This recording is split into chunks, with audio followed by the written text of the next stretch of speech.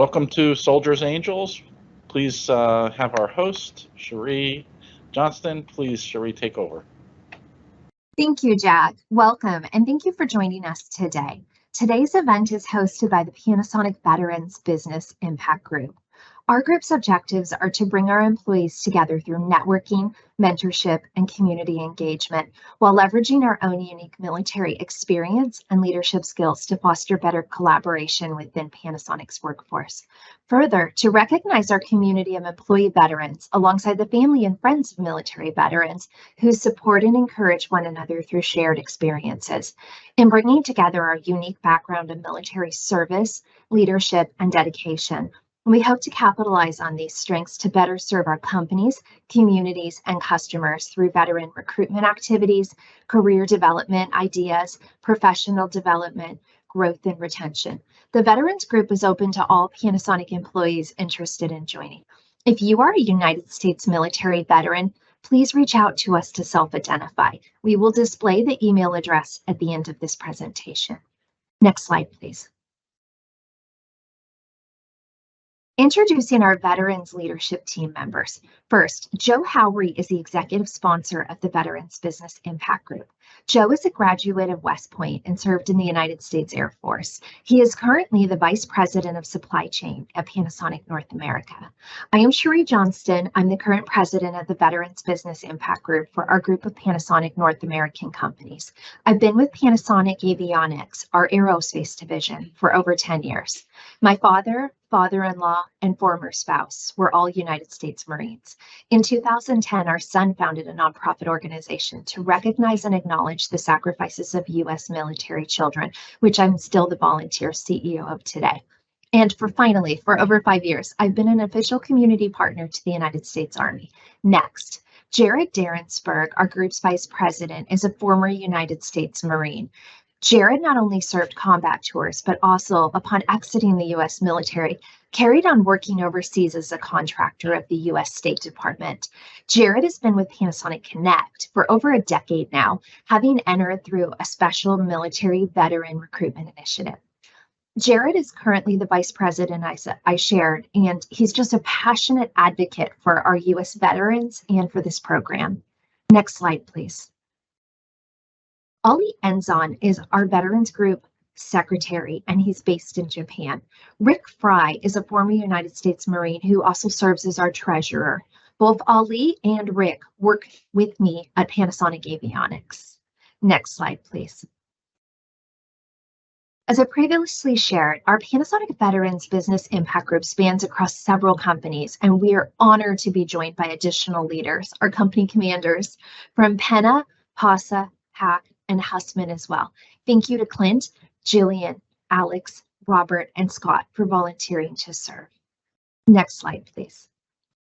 Today, we have a very special guest presentation from a nonprofit organization performing good works for America's military and U.S. veterans, Soldiers Angels. We're joined today by their president and CEO, Amy Palmer, and their development manager, Manny Gonzalez. So without a moment's hesitation, welcome, and I'll turn it over to you.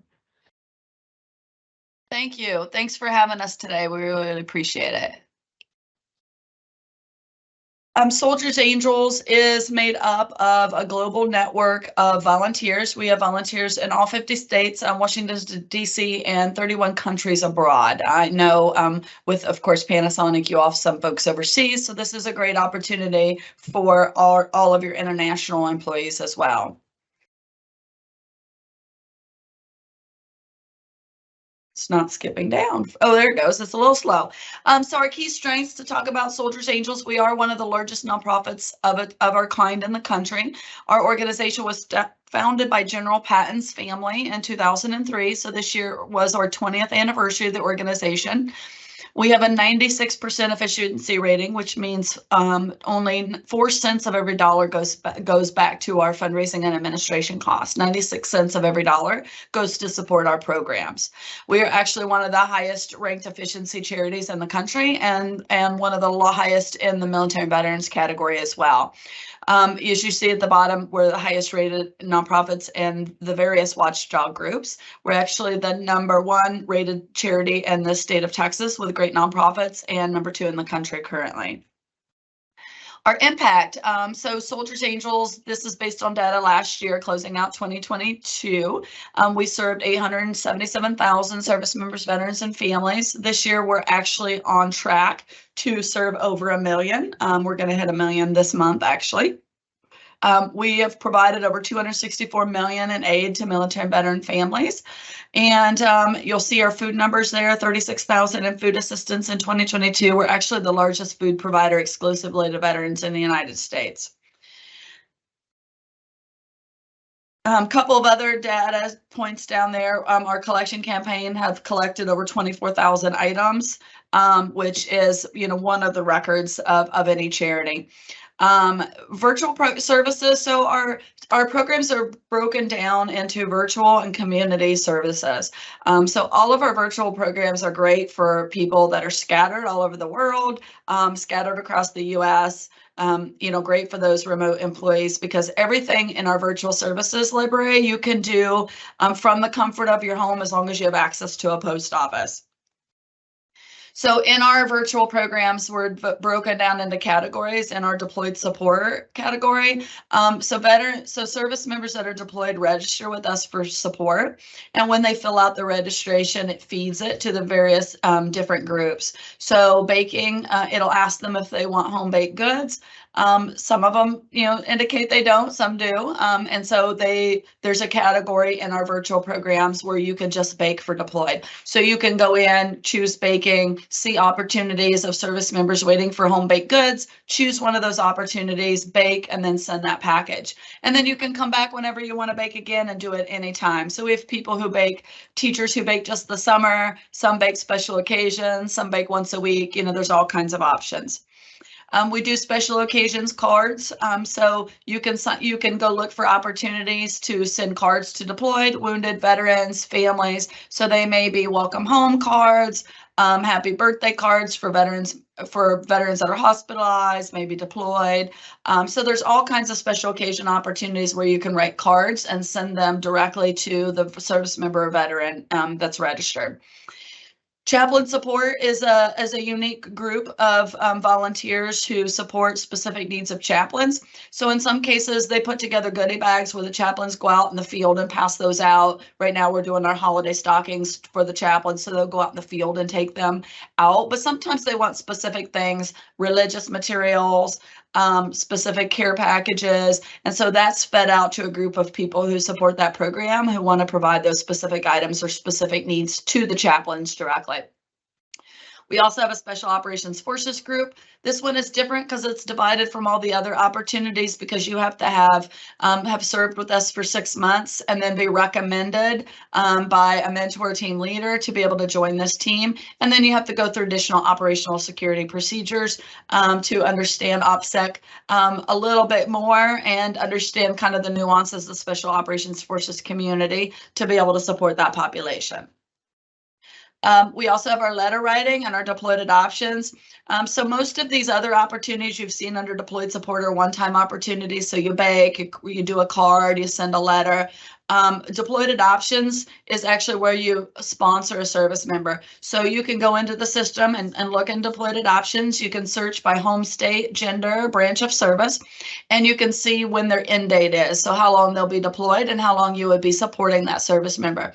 So you would send at least a care package a month and 2 cards or letters a month to that service members during the course of their deployment. So if they're on a 3-month deployment, you would of course be responsible for 2 months, because the 3rd month you have to send it before, 3 weeks before the return date. So it would show you if it's a 3-month, 6-month, 18-month commitment that you would have to support that service member. But the great thing about deployed adoptions is you can kind of establish a relationship with them versus a one-time opportunity to provide support. In our family support side, again, these are all virtual programs as well. So right now we're in our Adopt a Family program. We had over 2,000 families registered and will be adopted this year. We have 345 right now waiting for adoption. I know some of your Panasonic folks are participating in this campaign as well. But you can go into the same database. You can search by the family's address, the county they live in, how many children are in the household, and then you can adopt a family that is appropriate for whatever your needs and desires are to support. We ask that you provide one gift for each child in the home. The gift that they list has to be under $50, so we recommend $35 to $50 range, and then a gift card towards their holiday meal, $50 to $100. So you can go on and adopt a small family or a larger family, depending on what you're capable of supporting. And sometimes offices do this as a group. You can do it as an individual, or your family can do it at home, or you could do it as a group. Our office here is actually adopting one family, so we're all going to kind of participate in bringing those items in to do that. Virtual baby showers. We have these year round for expectant moms deployed. It's open to expectant moms of deployed military. We've also just recently opened it to veterans that are living in HUD-VASH VA's affordable housing program, and recommended to the virtual baby showers as well. So with this, you can go see, a family and what their needs are, and you can take opportunities just like if you did at a registry at a retailer. So you'll see this family wants baby bottles or lotion or these sorts of things, and you can choose the opportunities that you're going to fulfill for that family. And so it takes it out of queue and until you send it, and then once you complete it, then it removes it completely. So it's a great system to do host these virtual baby showers for some of these expectant moms. Women of Valor is our caregiver program. It's designed for post 9/11 wounded, ill, and injured, and caregivers of those, it's female caregivers specifically. And so we do all sorts of services for them. We provide MD Live medical, telemedicine, telehealth, telecounseling, teledermatology to them. We also have retreat options that we talk about, self-care, educational support. We do DIY projects so they can do some team building activities. The program is ran by someone with a background in social services and education and social services, and so they work with these caregivers regularly. On the virtual side, what we do is we send them a blessing box every quarter. That's just to really let people know that we're thinking of them, and then we send them cards for their birthday and their anniversary as well. On the community support side, these are kind of our boots on the ground program out in the communities to support VA medical centers, and in some cases, active duty installations or base hospitals. And it went right through it somehow. Oh, it got backwards here. Let me switch over. So vet support programs. In our veteran support programs, we have transportation services. We provide transportation to veterans to and from VA appointments. Particularly if they're going in for chemo or dialysis and don't have any other method of transportation. We provide canteen vouchers for veterans to eat at the VA cafeterias, particularly again, if they're fasting or they're going to be there for several hours, if they have multiple appointments in one day. We also offer housing packs, homeless veteran housing packs for veterans that are housed in affordable housing for the first time. The VA has a program with HUD that's similar to traditional Section 8 housing. And in this case, the program is a little bit different than basic Section 8 housing in that they're assigned a social worker that they work with. And so they get a voucher, they have to find an affordable housing unit, and then they move in.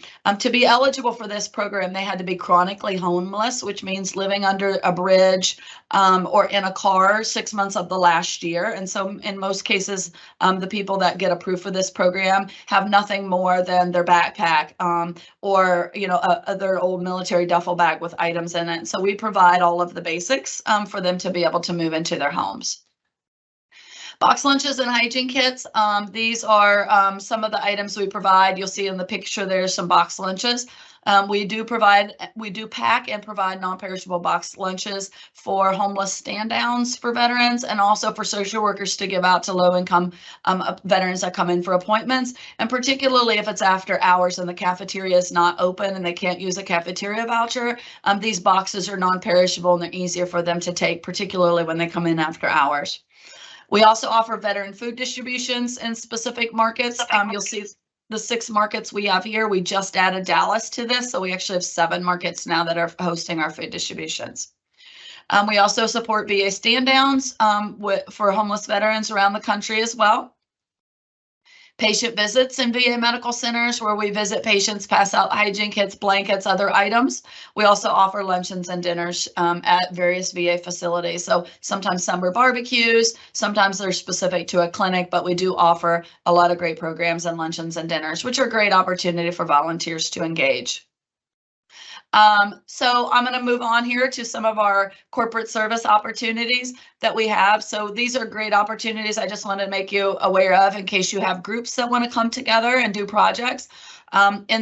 With these corporate service projects, we offered some DIY options where we'll tell you kind of where to get the items, how to source them, or in some cases, we have them available where they can be purchased from us. So this is our no-sew blankets, probably one of the most popular.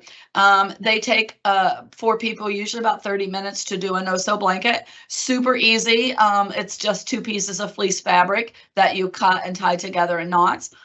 We have kits for these. We have videos for these, but you can buy the fleece kits at Joann's Fabric. They're actually on sale now, 40% off. Or we have the red and white material that you see, the stars, that we actually sell in our store for these projects. This is a great team building activity if any of your sites want to do something like this. Hygiene kits, we do these in team building format as well. You'll see the items that go in the hygiene kits. These are more kind of assembly line packing events where you can put together these items. You can do collection drives to collect items to make hygiene kits, or in some cases you can work with us to source the items and provide the hygiene kits, and we'll tell you what that would cost to do it. But in a lot of cases, you guys can just make them locally if people want to bring in their travel-sized toiletries and pack some hygiene kits. Box lunches we talked a little bit about. You saw on the picture. These are our box lunches and what goes in these. This is assembly line as well. This is a great service opportunity as well to pack these items. Again, you can do collection drives to collect the items that come in these to pack them, or you can work with us to source them and purchase them from us. Paracord bracelets, one of my favorites. This is a great service project because they're inexpensive to buy the paracord. They're easy to mail. They're very portable. They're small. They'll fit in an envelope. And all they really consist of is some paracord bracelet material. You just want to make sure it's military grade paracord and in the military colors so that they can be worn in uniform. And they just need a plastic buckle. We have these kits for sale where you can buy them, but we also have links on our website where you can source these items directly through Amazon or even from military surplus stores. But they just cost a few dollars per bracelet. It takes about 15 minutes once you're familiar with it. For a newbie, it takes about 30 minutes to complete one of these paracord bracelets. They're great because a lot of the service members wear them and they use them for survival items. You know, they can take it apart and use it as a shoelace. If their shoelace broke, they can, you know, tie stuff together, tie things up. They're great. They can use them, the string inside them as fishing line. You know, there's just a lot of opportunity and a lot of survival functionality of the paracord, and they're also super easy to make. So this is a great service project. Flyaway bags. These actually are bags that we send on the deployments with them. So it's really designed for their long flight overseas, and then they can keep the bag to use it in their deployment. So it usually has some snacks in it, a crossword puzzle book, mint, gum, hard candy, those sorts of things that they would use on the flight over. This again is a really good assembly packaging event, but it's also great for team building projects because if you're doing a collection, they don't all have to have the same thing in them. So any combination of something you would want on a 15-hour flight is great for these flyaway bags. And so it's a really great opportunity for you guys to collect items and even pack some of these flyaway bags. Luncheons and dinners, as I mentioned, we do these at VA medical centers across the country. This is a great opportunity in a market if you had a team that wanted to do it, where we can coordinate with the VA and try to set something up to do a luncheon and dinners. And in certain markets, we do them all the time. So we have dates available where we're serving specific events. And then sometimes we schedule them based on a sponsor's interest in doing a specific event in a specific location. Our food distributions, we talked about a little bit. We added Dallas as our 7th city. These are where they are. We can't plan and do these in a location based on volunteers because they do take a lot of work to set up. In most of them, we serve 150 to 250 veterans at each event. It's usually about 20 to 25,000 pounds of food at each of these events. So if you're in one of the markets where we host these, we usually use 55 to 65 volunteers at each event. We actually have one in Dallas on Friday, and we're still short of volunteers. So if there's anybody in Dallas, it's a great market to help support us when we need so many volunteers. Care packages. This is a great service project. With care packages, you can do collection bins because almost anything you could think of that you would like is able to go in a care package. You can do assembly line packing like you see here in this picture, but this is just a great opportunity to collect random items, pack a care package, and if somebody's registered with us in the portal, then they can get an address to send it directly, or they're welcome to send the care packages back here to us in San Antonio. That's really all I had on the presentation. Our information is here. If you need to reach us, the info@soldiersangels.org is our generic email. So you can email that with more information, or you can visit our website at soldiersangels.org if you need any more information from us. And that's all I had for the presentation, and we wanted to leave it open for some question time. Wow, just incredible, Amy. I think as you're going through this, I'm just literally blown away by how many different activities and ways that the community is able to become involved firsthand and contribute. So actually not just, donate, but able to be putting the packages together and things like that. I was wondering, in listening to some of the things, I think with the American public, they often don't know maybe the food insecurity issues, that we would see. Why would an American military family need food donations, right? I know sometimes we might know that with our veteran population, but I think that's a misunderstanding of the food insecurity. So I'm wondering if you could speak to that on the receiving side of it from the military service member family. Sure. So initially, when we started our food distribution, they were only open to veterans, and we've since expanded them to include military as well. For active duty, for the lower enlisted people, the military has really just recently started to recognize that food insecurity is a real issue. I think in the past, they've tried to pretend that it didn't exist and that they're compensated appropriately for their service. But, the reality is that if you're a young enlisted person and you have 1 or 2 kids, you're probably eligible for food stamps, for WIC, and for services similar to this. So if they're eligible for those services, we use the same poverty levels that WIC or the food stamps would use to be able to provide food assistance. And most people E5 and below with a child or 2 would be eligible for those. So in the veteran space, a lot of the veterans that we serve are veterans that have been out of the military a while and never filed for VA disability. And the further they've gotten away from it, a lot of them don't really feel like they're entitled to it anymore. I think they see the younger folks coming back that are more severely injured, had combat-related injuries, and a lot of the older veterans don't feel like they deserve it anymore. And maybe it's nothing, they didn't have an amputation or anything like that, but they're, as they get older, their issues do compound. And if they, had knee injuries from jumping out of airplanes, it gets worse as they get older. And a lot of them never filed for disability before, and a lot of them are hesitant to do it now. So quite a few of them are living on very reduced income on Social Security, quite a few either regular Social Security or Social Security disability, and they never applied for VA, or they haven't been re-rated in 20 years. And so the rating really should be adjusted. I think the largest portion of the veterans that we serve are probably that population. We get quite a few that are 50 plus in age range that come in for those programs. But food insecurity is a huge issue among veterans, and especially that population of veterans that may not have applied for benefits, or they're not going to go back and review their benefits, or they haven't. And so we do encourage them to do that.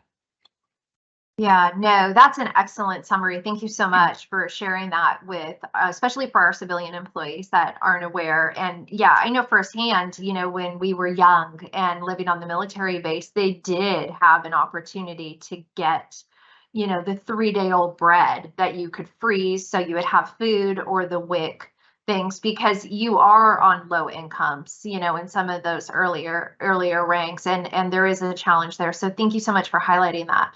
The next thing I wanted to ask you about, so the care packages and stuff like that, I know you're on the front line, so you're seeing, people that are given these care packages. Or can you speak to, for our civilian employees, what it means to be far from home and get a package? It's really quite amazing to do that. I think a lot of people, for those of us who here that did serve in the military, you know, and looking at the reasons we joined the military, a lot of times it was, particularly for enlisted people, it was to get out. They didn't have a way to get college paid for.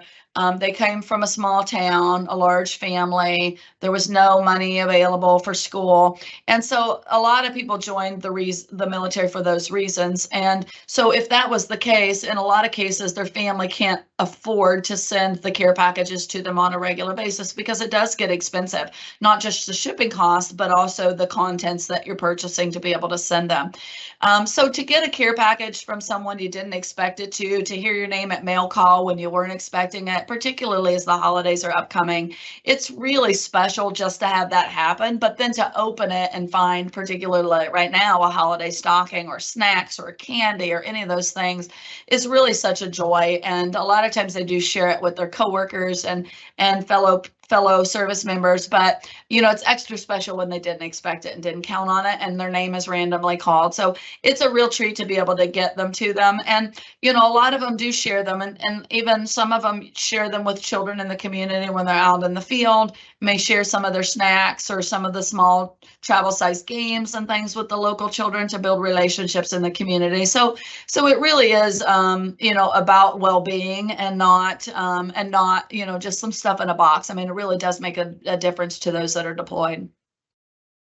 Yeah, that's an amazing summary. I think it's really impactful, but you know, being able to understand, you know, you're doing this, but there's someone on that receiving end of it that it's just making a huge difference for them, especially those who may not, like you said, have a lot of family either sending stuff or they might not have family at all, you know, and so it's just an opportunity to connect. And I think Americans to say thank you.